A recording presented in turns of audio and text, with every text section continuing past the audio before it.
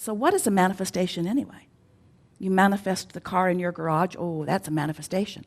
I can punch my hand softly into the delicate side of it. It doesn't make the same sound when I punch it today that it did when I was a teenager. But it's real. I can feel it. I can feel the materialism of it. That's a manifestation, Abraham. Or my lover coming to me, that's a manifestation. And we say, we agree. Manifestation is all of that. But manifestation, we would like you to begin to regard manifestation as what's happening with you in the moment. As Esther and Barbara were coming through the airport in San Diego, they came to the security check, and it seemed to be all blocked up. It was a small one, but it was still not moving. And the nice man, they were in the flyby lane at Southwest, and so they just sort of sailed by a lot of people. But then they came to the place, and the man took Barbara's and let her through, and then went like this to Esther. And Esther said, oh, no, you have to let me go with her, because she has to help me with my stuff. Because Esther has 14 things in her carry-on bag that all have to be taken out and inspected carefully because they are dangerous things. And then Barbara said to him, oh, please let me go without her.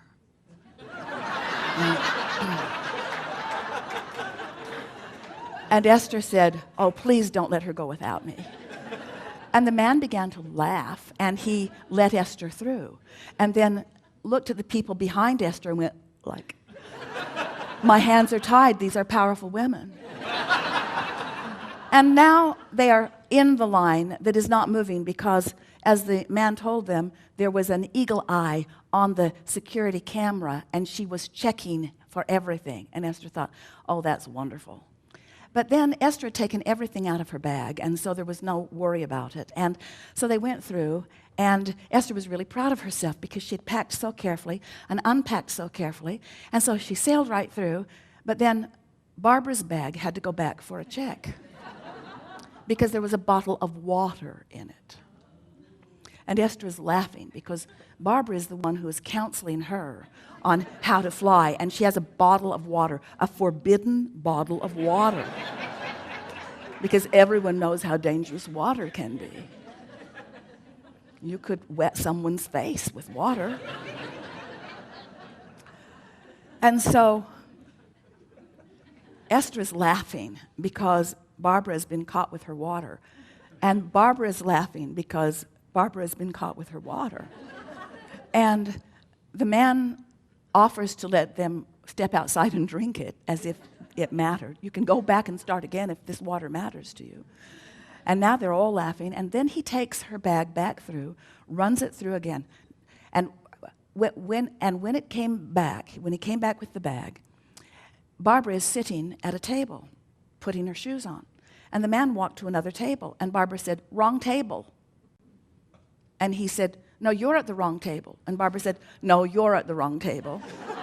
And he said, no, you're at the wrong table.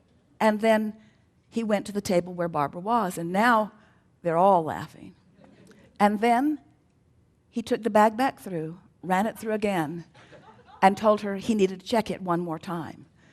And both Barbara and Esther looked at him in surprise and amazement, and he said, gotcha.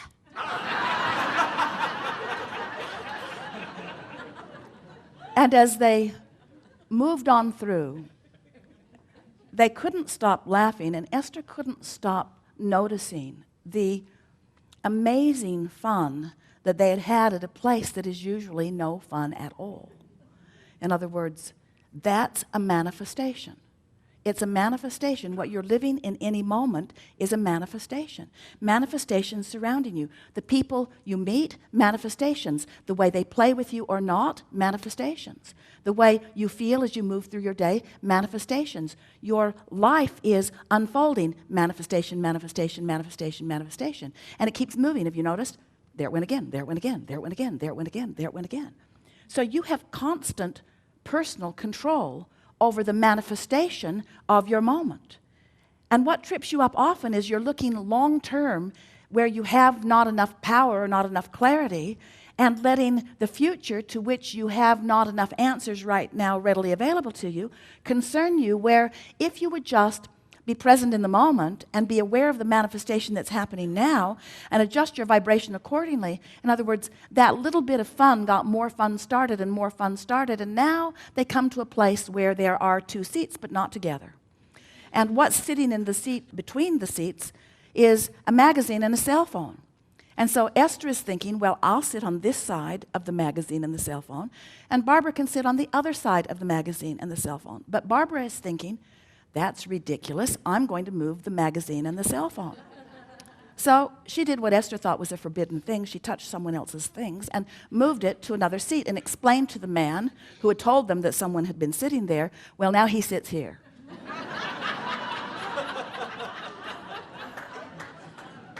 And then a great, big, gruff-looking man comes walking across from Starbucks, and Esther thinks, I'm going to the bathroom. I don't want any part of this. And as he comes to his telephone, which has clearly been moved, Barbara said, we moved you. And he said, you were so gentle, I didn't even feel it. And Esther began to realize that now the momentum of fun was started. There was no ending to what the day was going to provide. In other words, you just can't get into a place where you're feeling good, where you're loving the people of your planet, where the people who want to play with you are coming to you. You just can't get on that sort of vibrational roll without acknowledging these are manifestations. And what we want to call your attention to is that the most significant manifestation of all, have you been listening to us for a while? Some of you have for a very long while. And have you heard us say? Yes, you've heard us say on endless occasions, because we say it every time we get together with you. We say it several times every opportunity we have. Everything that everyone wants or ever has wanted or ever will want is because they believe they will feel better in the having of it. They believe they will have a good feeling emotional response in the receiving of this other thing that they think they want. And what we want to convince you of is that what you want is the emotion. What you want is the good feeling. The other stuff's just the justification that you give for having it. In other words, I want prosperity because I will feel better, and I want a lover because I will feel better, and I want this because I will feel better. I want everything that I want because I believe I will feel better in the having of it, and I believe I will not feel good in the absence of it. But it is the emotion that is the primary manifestation. Hear that. Your emotion is your primary manifestation. And if you can hear that, if you can leave with that today, if you can know it in the way we know it, then you will have control of the only manifestation that matters, which is the way you feel. And when you get control of that one, you've got control of every other manifestation.